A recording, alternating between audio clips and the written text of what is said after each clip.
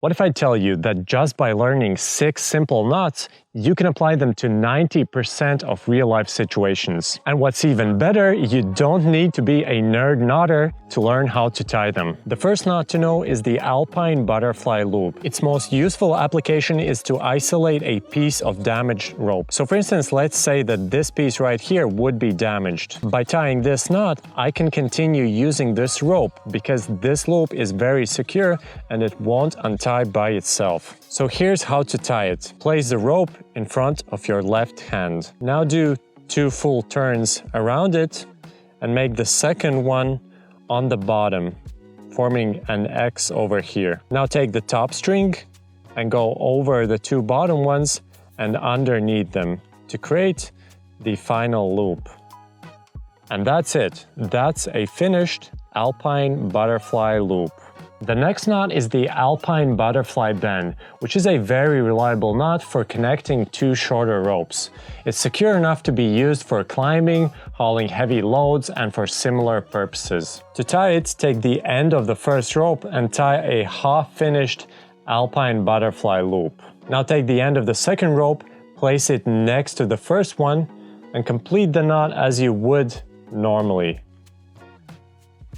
Finally, take out both of these ends and go over and under the 2 bottom ones, like this.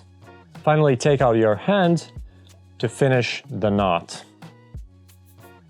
One word of caution is that you should keep the ends rather long when used in life-threatening purposes because the ends can slip until the knot sets in. The next knot to know is the Taut Line Hitch, which essentially creates an adjustable loop at the end of the rope. If you pull on it, it stays in the same place. But if you put your hand on it, you can tighten it or loosen it. It's super useful in various survival situations where you need to adjust the tension of the rope. For example, you can use it to tension the ridge lines on various tarp setups or to create a line for hanging wet clothes while out camping. To tie it, take the end of the rope and go around the tree that you'll be using. Now take the end and go underneath the standing end and around it 2 times. Now take the end and go underneath this string and this string, over and through this final loop over here. To tighten it, pull on these strings in the opposite directions. This is how a finished Taut Line hitch should look like, with all the strands placed neatly next to one another. The next knot in this list is the figure 8 follow-through, which creates a very secure loop at the end of the rope. It's often used in climbing or by arborists to tie into a climbing harness, or to create a safe attachment point at the end of the rope. You can also tie it in this setup to create the strongest possible hitch for tying around a tree and other similar objects, called the Tensionless Hitch knot. Take the end of the rope and go under, over, under, and through the final opening to create a loose figure of 8 knot. Then take the end of the rope and go around the support, and then you need to retrace the knot only in the other direction.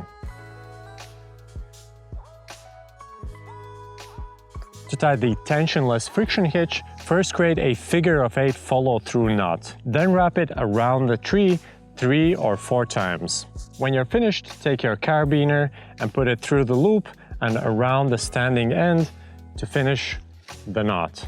You also should learn at least 1 stopper knot, and I would recommend learning the double overhand stopper knot. With it, you can make other knots more secure, like the figure of 8 follow-through or the Alpine Butterfly Bends that we showed earlier. Or you can also tie it at the end of the rope to keep it from unraveling, or to keep it from going through a small ring or a hole. To tie it on a single strand, simply make an overhand knot and then loop it through 1 more time to make a double overhand knot.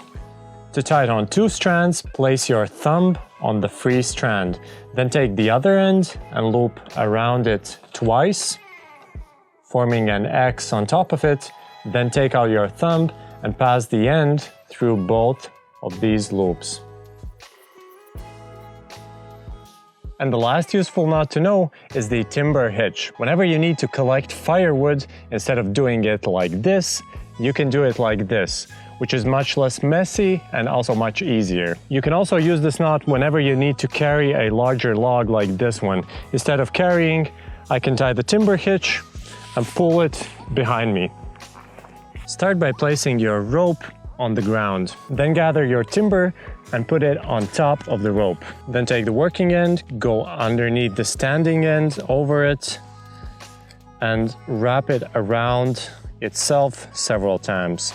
Do as many turns as you need to, but for loose timber like this, I've found that doing 10 turns usually does the best result. Untying it is also very simple because you just need to take out this strand and it's completely loose. And that's pretty much it. Learn these 6 knots by heart, and now you're pretty much prepared to deal with most situations that involve a rope. If you want to learn other useful knots, make sure to subscribe to our channel. Thanks for watching, and I'll see you next time. Bye!